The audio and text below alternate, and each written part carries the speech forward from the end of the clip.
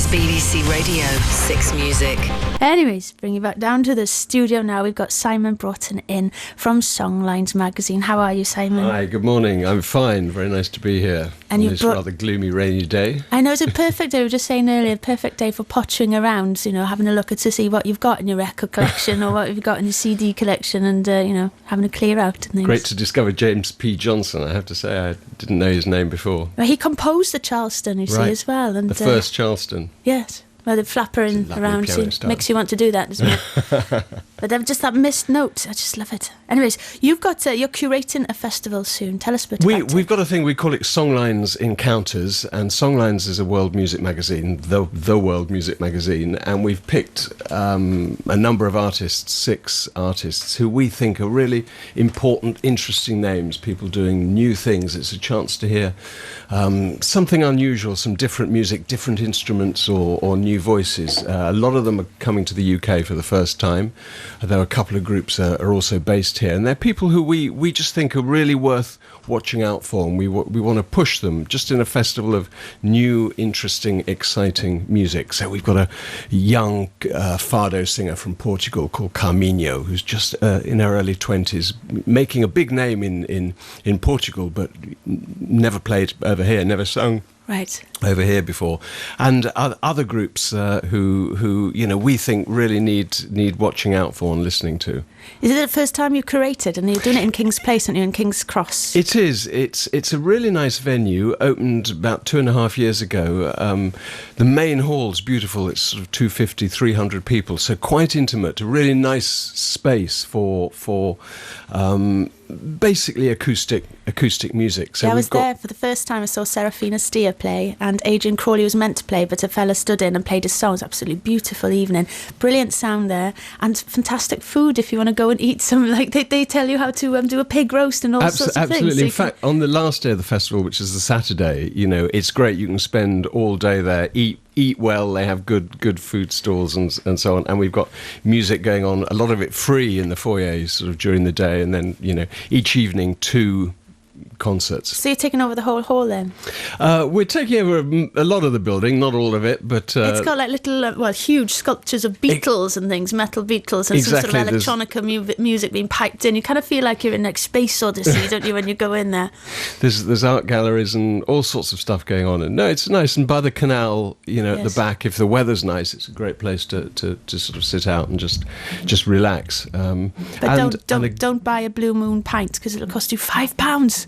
Aha, there's some advice. I've never paid £5 for a pint in my life. But anyway, let's play some music. Is this going to be one of the artists that are going to be appearing? Yeah, I thought we'd begin with a guy called Stelios Petrakis, who's a Greek lira player. Now, I don't know if anyone's been to Crete, but the lira is a sort of bowed fiddle that you play on your knee, and it's really become, a great part of the revival in Crete, and you can go and hear bands playing around the island, with these incredible fiddle players. Now, Stelios is absolutely one of the best players, and he's a maker of the instrument, but he's also working in a group with a Spanish guitarist and an Iranian percussionist, and it's not like a fusion of all those musics, but it's really 3 individual musical personalities coming together and playing, and it's really very powerful. The track I want to play actually does have quite a Cretan flavour, and you really get a taste of the Cretan lira in this track. A little bit more about the lira, though. Do they actually play it with a fiddle on the knee, like a cello, but the cello's not on the floor? So it's like a very small cello. It's got a flat bridge, which means just 3 strings, and the bow can slip very easily from one string to another. And you with your left hand, which you finger the strings with, you don't actually press the strings down like you do on a violin. You actually just touch the strings with your fingernails. To get the harmonics? Not to get harmonics, but just to stop them. But it gives it a rather sort of nasal sound. So rather than the sort of softness of a finger, there's a slight hardness that you get from the fingernail. Let's listen to it. It's a very sort of intense, quite piercing sound. Let's have a listen.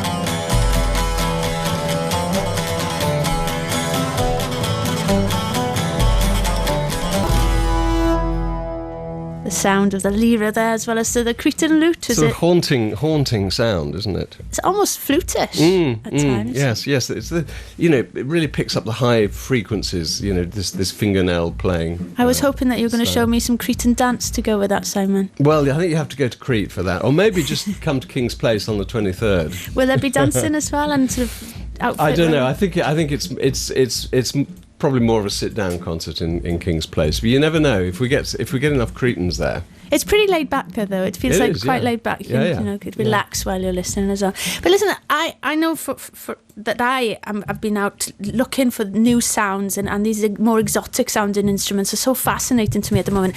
Is that a general feeling that you're getting, that people are actually going out searching for something a bit different? Well, I think so. If you think of the food, you can now almost on every high street eat anything, not just your Indian and your Chinese, but there's Thai, there's Mexican, there's Cuban, there's just so much more available, and I think people are getting a taste for different things, and also combining things together in new ways. So there's a lot more available, and in a way what we're doing with Songlines is to try and encourage people to go out and try different things, and to see how good it is, and just to see that there's a world of really fantastic musicians out there, and people that you don't perhaps run across so easily. They're not played all the time on the radio. That you've got to sort of search out a little bit, and it's really worth doing that. Well, you've given me the new edition of the Songlines. We've got Raghu Dixit on the cover. Tell us a bit about Raghu. Raghu, he's just won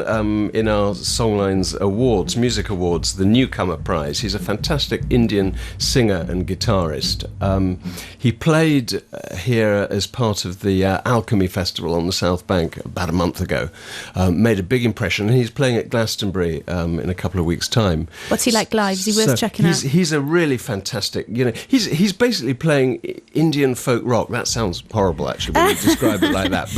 But he's a great songwriter, good band, good guitarist, with really nice voice and a sort of engaging personality.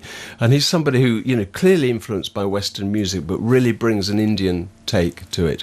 From Bangalore, the sort of call centre capital of India. Simon, thank you for coming in this morning. Good luck with your festival. Tell us again when the dates are. It's 23rd to the 25th of June. Hopefully see you there. At King's Thanks Place. for coming in. Come in again. Come along. Will do. 6 Music.